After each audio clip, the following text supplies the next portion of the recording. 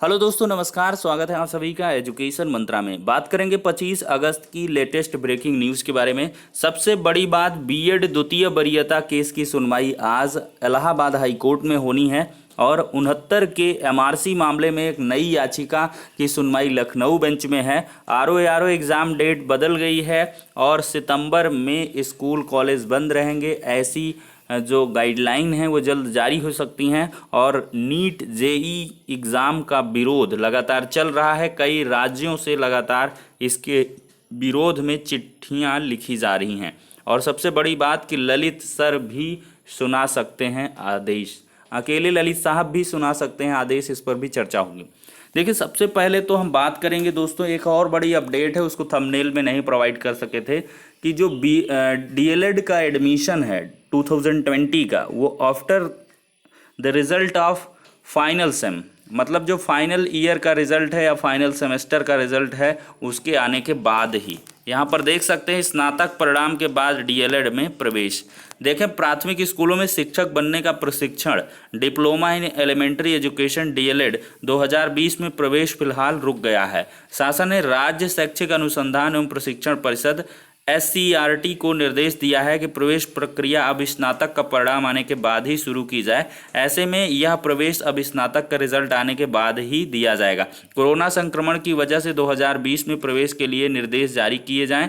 इसमें कहा गया था कि यदि बिना स्नातक का परिणाम आए प्रवेश दिया गया तो 20 से 25% ही सीटें भर सकेंगी, उससे अधिकांश सीटें खाली रह जाएंगी। परीक्षा संस्था के सचिव अनिल भूषण चतुर्वेदी ने बताया, इस संबंध में पिछले वर्षों के प्रवेश का ब्यौरा भी शासन को भेजा गया था, जिसमें कहा गया था कि पिछले वर्ष में सामान्य स्थिति होने के बाद भी बड़ी संख्या में सीटें खाली रह गई थी। अब संयुक्त सचिव राजेंद्र सिंह के निर्देश दिया है कि इसके लिए स्नातक अंतिम वर्ष के परिणाम की राह देखी जाए।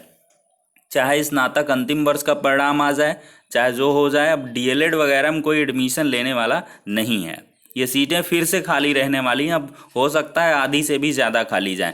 जब आप बीएड को इक्विवेलेंट कर दे रहे हैं डीएलएड के, तो डीएलएड को भी कुछ ऐसा मतलब करिए कि 6 मंथ का ब्रिज कोर्स एडिशनल करके कि वो टीजीटी के लिए अप्लाई कर सकें। कुछ ऐसी व्यवस्था लाइए, तब जाके इसका क्रेज़ बढ़ेगा। अदरवाइज़ डीएलएड क्यों कोई करेगा।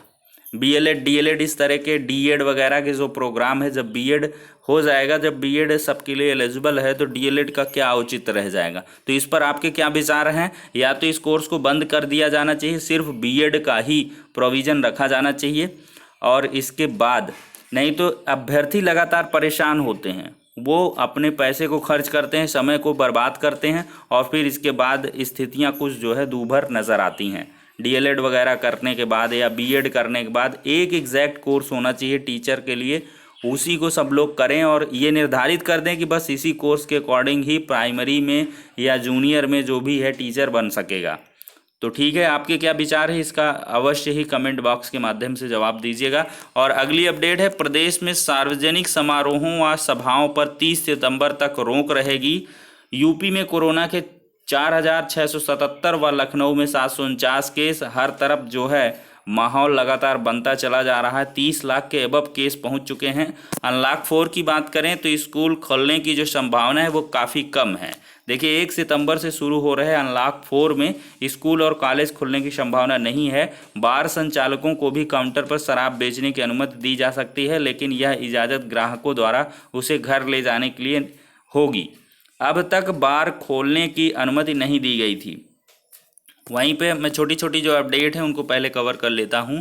जेई व नीट के विरोध में आए कई राज्य और पार्टियां। देखिए, दिल्ली, बंगाल समेत कई राज्यों की केंद्र को चिट्ठी। नेशनल टेस्टिंग एजेंसी यानी कि एनटीए ने जेई और नीट निर्धारित समय में ही कराने के विरोध में छात्रों के साथ ही अब कई राज्य और राजनीतिक दल भी उतर आए हैं। दिल्ली के उप मुख्यमंत्री मनीष सिसोदिया के बाद पश्चिम बंगाल की मुख्यमंत्री ममता बनर्जी ने परीक्षाएं स्थगित करने को लेकर केंद्रीय शिक्षा मंत्रालय को पत्र लिखा है।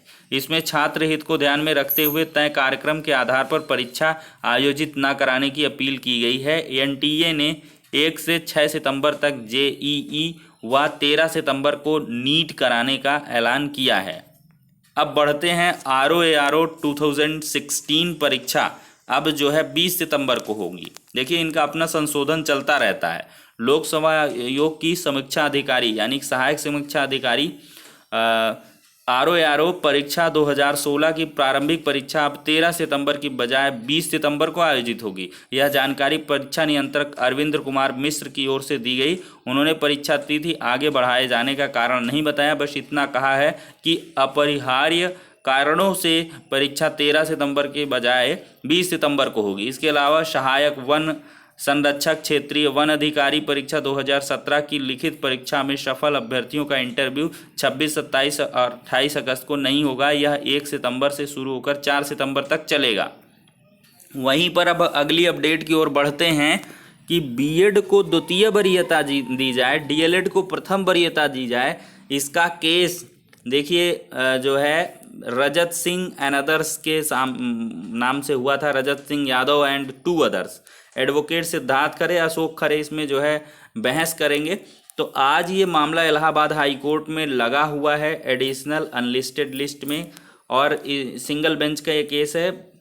पंकज भाटिया जी की बेंच में ये मामला लगा हुआ है, और जो है case is listed in court number 38 serial number 23 में 25 अगस्त 2020 को। देखते हैं ये मतलब प्रिलिमिनरी तरीके से विरोध किया जा रहा है। इसमें जो नए बैच के हैं, न्यू कमर्स हैं, उनके द्वारा डीएलएड को प्रथम वरीयता में रखा जाए और बीएड को द्वितीय वरीयता में रखा जाए, ऐसी इसमें याचिका में डिमांड की गई हैं। इस प्रकार के केस अपना चलते रहेंगे, कोई औचित्य नहीं रहेगा, सिंगल डिवीजन से घूमते चले जाएंगे। अब देखिए जो मेन बात है वो एमआरसी पर हम थोड़ी सी मुद्दे पर चर्चा करते हैं।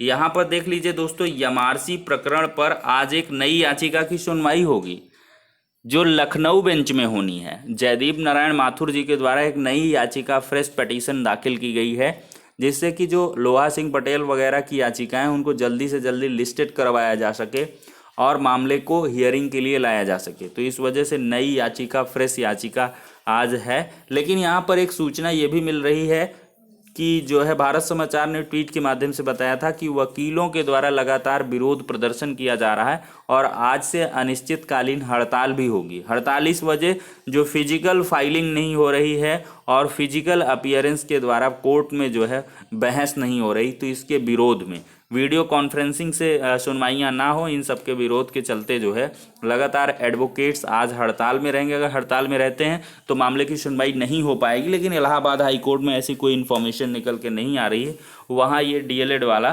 केस सुना जाएगा, बीएड द्वितीय वरीयता वाला। अब देखिए दोस्तों क्या सबसे बड़ी बात है ऑर्डर को लेकर, ये है कि 25 की जो मतलब सप्लीमेंट्री लिस्ट है वो आ चुकी है, उसमें केस वगैरह मेंशन नहीं है। तो ऐसे में ये है कि सप्लीमेंट्री केस में ही आपका जो है 69,000 का रिजर्व ऑर्डर वाला केस मेंशन होगा, और ये ज़रूरी नहीं है दोनों जज के अगर सिग्नेचर हो जाएंगे, फाइनलाइज हो गया होगा जजमेंट, तो ललित साहब ही अकेले सुना सकते हैं। ऐसे कई बार वाकया देखने के लिए मिले हैं कि 2 जजेस ने ऑर्डर को रिजर्व किया था और इसके बाद मतलब सुनवाई की थी मैटर पे और बेंच भी चेंज हो गई, तो अगर अलग से 2 जज थे, उनमें से कोई एक जज जो सीनियर रहा उसके द्वारा आदेश सुनाया गया। तो ऐसे में 69,000 का जो ऑर्डर है उसके बारे में हमने आपको बताया है कि किस लॉजिक के तहत आपका 14 सितंबर के पहले ही आदेश आ जाना चाहिए। अब चूँकि जो मामला है वो लिस्टेड हुआ है 14 सितंबर को, तो उसके पहले ही ऑर्डर आ जाएगा, इसकी पूरी की पूरी संभावना है। अब दोस्तों देखते हैं, लगभग 1 माह से ज़्यादा का वक्त भी बीत चुका है।